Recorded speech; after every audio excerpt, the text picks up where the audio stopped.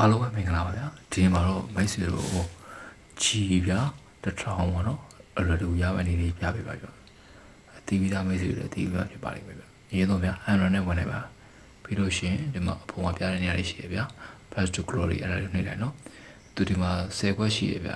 တစ်ခုကိုကြည့်ရဲဆိုလို့ရှိရင်ချီတရားရမှာဖြစ်တယ်ပေါ့နော်သူကဘာမှမဟုတ်ဘလို့စော့ရဲဆိုတာလေးတို့ဂျူရီလေးပြပေးတာပေါ့နော်အားလေးတို့ဟိုက်ကြည့်မယ်ဆိုလို့ရှိရင်ဒီချီတရားအလွယ်တကူရမှာဖြစ်တယ်ပေါ့နော်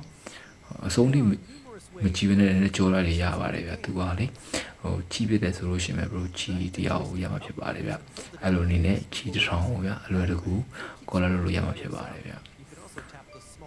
အားလုံးပဲစင်ပြီးကြပါစီဗျာနောက်ဗီဒီယိုမှာပြန်လည်ဆုံတွေ့ကြအောင်လို့နောက်ကကျွန်တော်မသိသေးတာရှိရင်လည်းဘလို့လည်းကျွန်တော်ပြန်ပြီးတော့ comment လေးမှာရေးပြီးတော့မျှဝေပေးလို့ရပါတယ်ဗျာ